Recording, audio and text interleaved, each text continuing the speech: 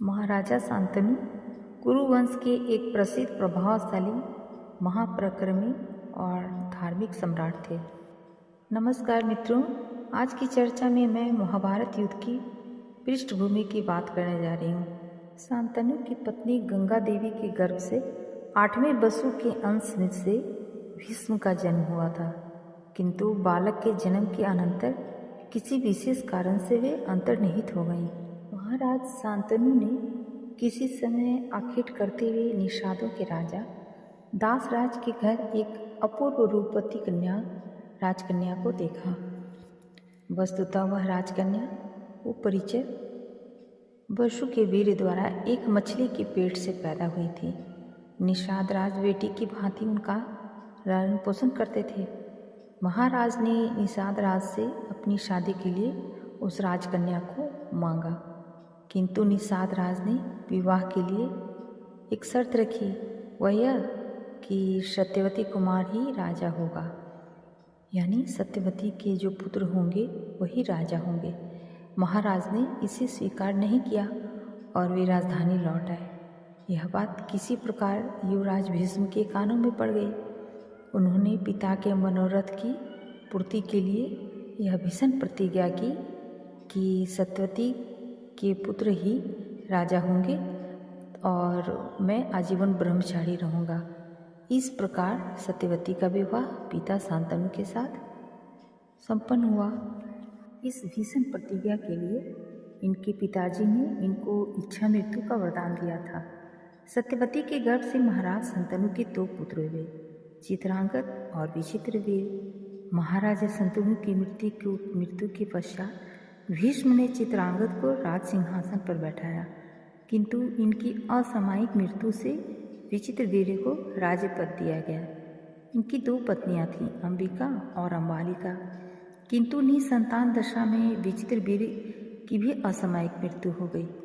पुत्रों के निधन से तथा वंश परंपरा के रुद्ध हो जाने के कारण माता सत्यवती को बहुत ही दुख हुआ। इन्होंने वंश की रक्षा के लिए अपने प्रथम पुत्र महर्षि वेद व्यास का स्मरण किया। वेद व्यास जी ने माता सत्यवती की आज्ञा तथा भीष्म पितामह का अनुमोदन जानकर विचित्रवीर्य की पत्नी अंबिका से धृतराष्ट्र, अंबालिका से महाराज पांडु तथा उनकी दासी के गर्भ से महात्मा विदुर जी को उत्पन्न किया। धृतराष्ट्र के जन्मांध होने के कारण पांडु ही राज सिंहासन पर अधिनिष्ठ हुए। महाराज पांडु एक पराक्रमी, प्रभावशाली और सर्व सद्गुण संपन्न सम्राट थे। इनके 5 पुत्र हुए, जिनमें ज्येष्ठ पुत्र का नाम युधिष्ठिर था। धृतराष्ट्र के 100 पुत्रों में दुर्योधन सबसे बड़े थे। काल की गति से राजकुमारों की छोटी आयु में ही महाराज पांडु की मृत्यु हो गई। अतः भीष्म पितामह ने राजकुमारों के बड़े होने तक धृतराष्ट्र को ही राज्य संरक्षण के रूप में राज सिंहासन का दायित्व दिया। जब 5 पांडव तथा धृतराष्ट्र के दुर्योधन आदि पुत्र युवावस्था को प्राप्त हुए, तब राजगद्दी का प्रश्न उठा। महाराज धृतराष्ट्र अपने पुत्रों के प्रति पक्षघाती थे।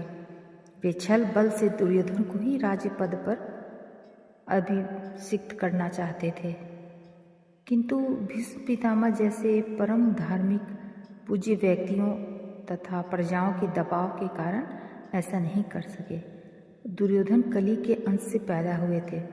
वो बड़ा ही दुष्ट, दुराचारी और अधार्मिक व्यक्ति था। वह नाना प्रकार के षड्यंत्रों के द्वारा पांडवों को मारकर निष्कंटक राज सिंहासन चाहता था। महाराज धृतराष्ट्र भी मन ही मन उसके बुरे कृत्यों का अनुमोदन करते थे।